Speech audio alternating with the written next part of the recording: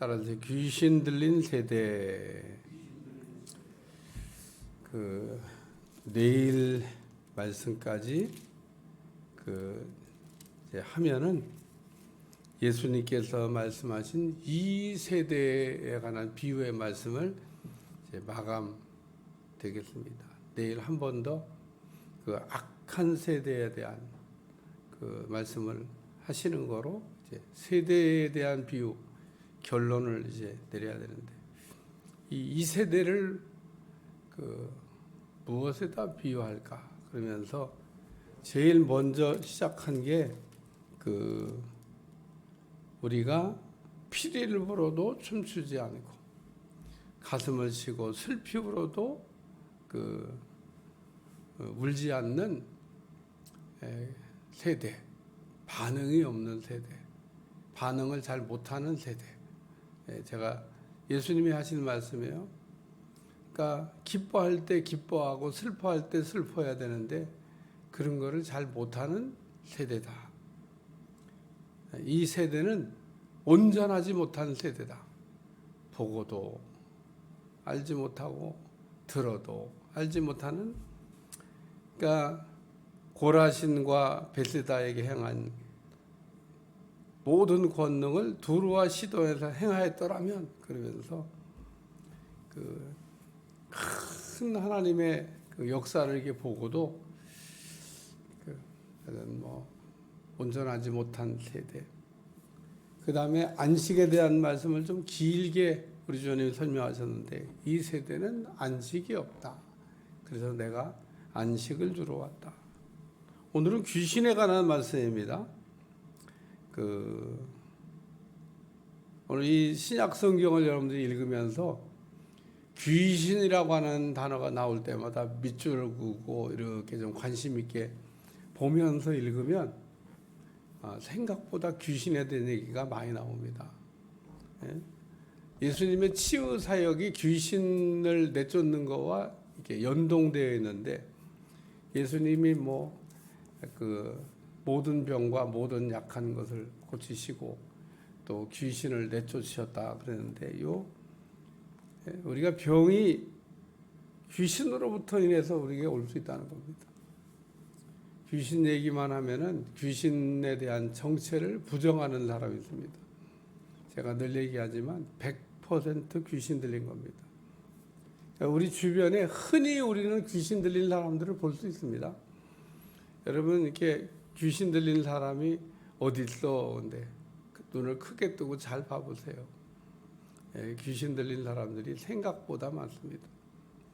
그러니까 귀신 앞에는 붙어 있는 이게 말이 있는데 더러운 귀신, 흉악한 귀신, 또는 넘어뜨리는 귀신, 꼬부라지게 하는 귀신, 또는 보지 못하게 하는 귀신, 말하지 못하게 하는 귀신, 일어나지 못하게 하는 귀신 등등 해서 그 귀신 앞에 붙여진 이름이 많습니다.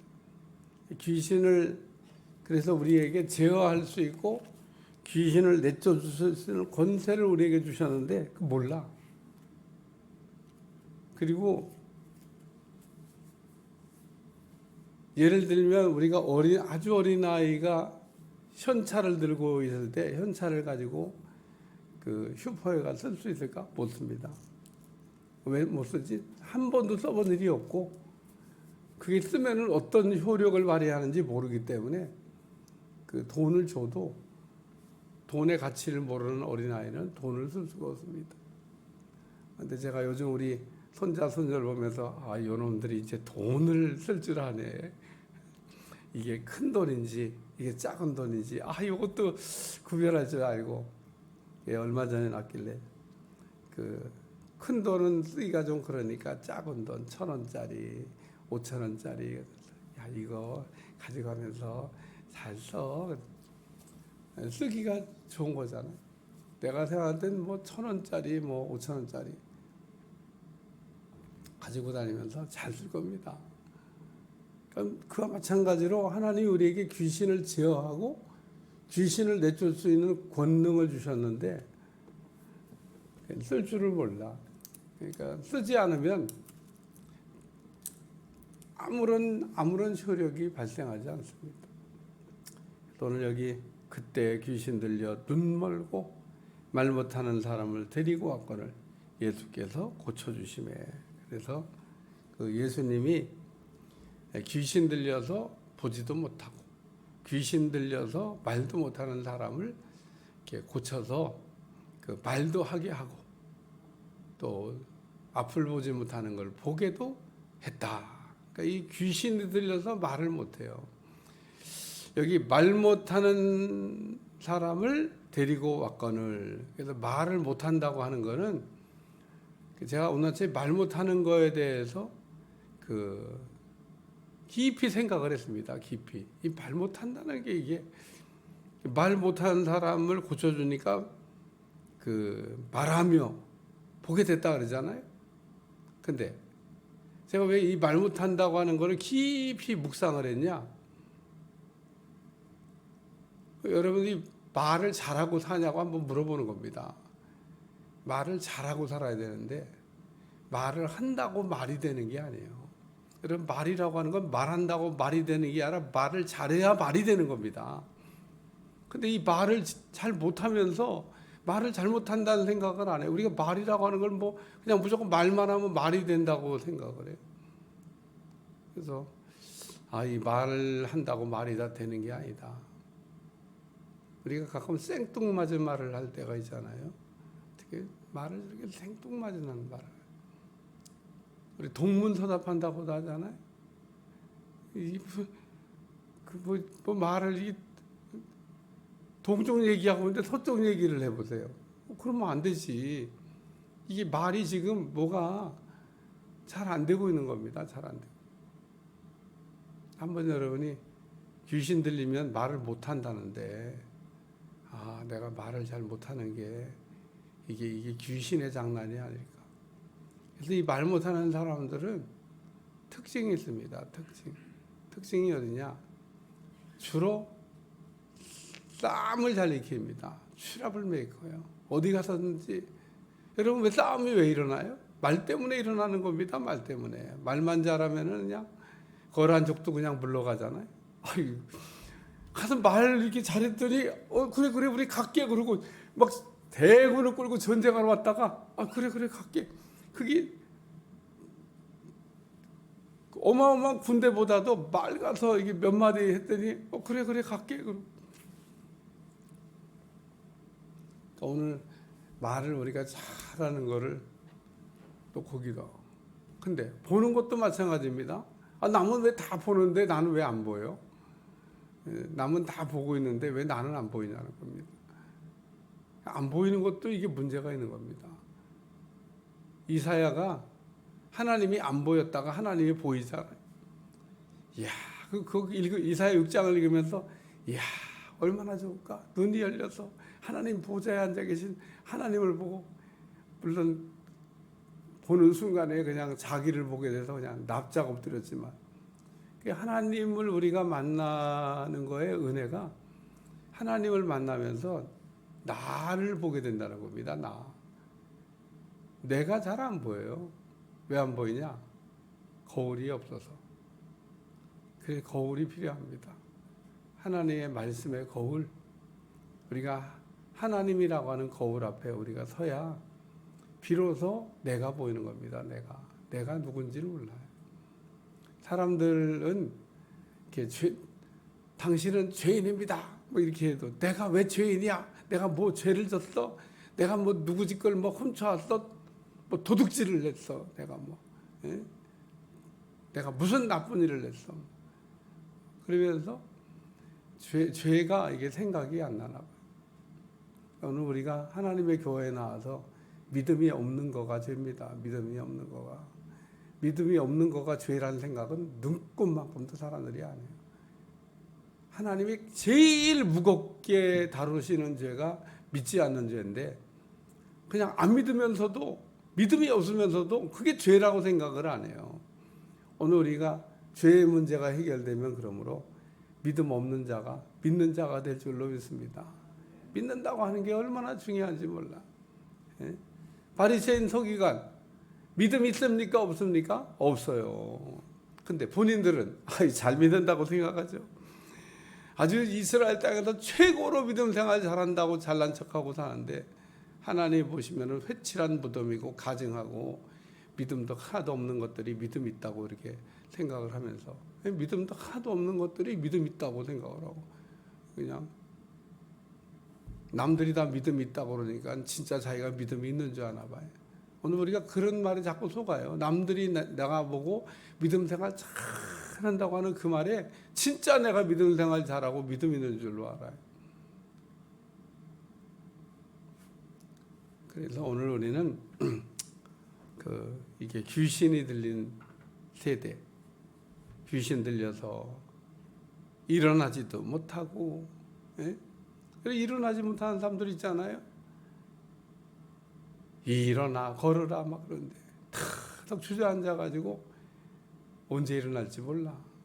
신앙생활하다가 털포덕 주저앉았는데 못 일어나. 한 번만 딱 일어나서 그냥 걸으면 되는데 못 일어나. 어떤 사람은 3년, 어떤 사람은 10년, 어떤 사람은 20년, 어떤 사람은 그러다가 그냥 인생 망합니다. 신앙생활하다가 털썩 주저앉게 하는 게 누굽니까? 귀신입니다. 귀신한테 속아가지고 귀신이 들려서 털썩 주저앉아 있는데, 저는 그래서 요즘도 이렇게 가끔 생각이 이렇게 떠오를 때가 있어요. 제가 처음 김포에 와서 개척하고 할 때, 뭐 교인이 없으니까 내가 맨날 전도지 들고 나가 전도했어요. 저쪽 북변동에 있는 아파트도 안 올라가 본 데가 없어요. 그냥 다 오르락내리락 하면서. 그때 같이 저와 전도했던 사람이 있어요. 그 얼굴이 이렇게 생각나죠. 아유, 그때 나랑 같이, 예? 뭐 같이 다니도 안 했어요. 사람도 없는데 뭐 같이 다녔다 저쪽 가고. 또 그 외에도 뭐 우리 교회가 뭐 이렇게 막 할 때 막 전도에 막 뛰어들어서 막 열심히 했던 얼굴들이 새록새록 생각이 나요. 가끔씩 생각납니다. 같이 전도를 나갔다는 얘기는 그래도 얼마나 참 보기 좋아요. 털썩 주저앉아서 전도는 뭐 꿈도 안 꾸고 교회 겨우겨우 나오는 것도 힘들어요. 오늘 여기 귀신이 들리면 그래서 말도 못하고 또 뭐 보지도 못하고 꼬부라지기도 하고 주저앉기도 하고, 예수님이 이런 귀신 들린 사람들을 고쳐줬다. 그래서 이 세대는 귀신 들린 세대다. 요즘 우리나라가 아주 귀신들이 아주 그냥 극성을 부리는, 아주 어제 연말 되니까 더 극성을 부리는 거예요. 귀신 들린 시대를 우리가 살고 있다는 거 잊어버리지 않길 바랍니다. 예수님이 어떻게 그러면 귀신 문제를 해결했나? 그 바리새인들은 말하기를 바알세불의 힘으로, 귀신의 왕 바알세불의 힘으로 귀신을 쫓았다 그렇게 얘기합니다. 우리가 귀신을 쫓는 방법이 달래서 쫓는 방법이 있고 힘으로 쫓는 방법이 있는데, 달래서 쫓는 방법은 별 효과가 없어요. 힘으로 쫓아버려야지. 그래서 오늘 여기 바알세불의 힘으로 바리새인들을 이렇게 쫓았다고 생각을 하는 겁니다. 왜? 귀신이 일단 나갔으니까. 어떤 힘으로 귀신을 쫓았지? 귀신의 힘으로 귀신을 쫓았다. 오늘 귀신의 힘으로 귀신을 쫓으려고 하는 사람들이 있어요. 쫓는 게 아니고 달래는 겁니다. 막 가서 막 빌어, 막 귀신이요, 좀 이것 좀 드시고 이것 좀 화를 푸시고 막 손이 발바닥이 되도록 막 빌면, 이게 먹을 걸 많이 주니까 귀신이 좋아서 그래서 내가 조금만 참아줄게, 조금만. 그런지 어떤지 모르지만 귀신은 그렇게 해서 해결되는 게 아닙니다. 두 번째는 성령의 힘으로. 예수님은 여기 28절에 그러나 내가 하나님의 성령의 힘으로 귀신을 쫓아내는 것이면, 너희는 바알세불의 힘으로 귀신을 쫓았다 그러는데 나는 성령의 힘으로 귀신을 쫓는다. 오늘 우리가 성령 충만을 받아야 될 이유 중에 하나는 여러 가지 있지만은 그 중에 하나가 성령이 충만하면 귀신은 쫓겨나간다. 우리가 성령 충만해야 돼요. 그러니까 우리가 성령 충만을 구하는 것은 여러 가지 의미가 있지만 그 중에 영적 자유를 얻는 방법이다.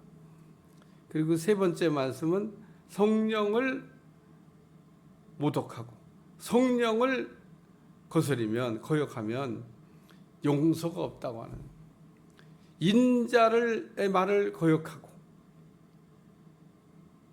인자를 이게 모독하는 것은 용서가 되지만은 성령님에 대해서 우리가 모독하고 거역하는 사람은 영원히 용서가 안 된다는 겁니다.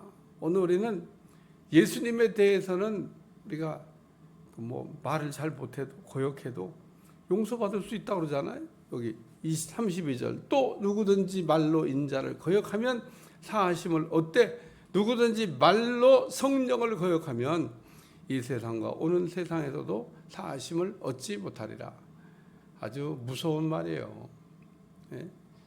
예수님과 성령님이 다르다는 얘기를 지금 설명하는 겁니다.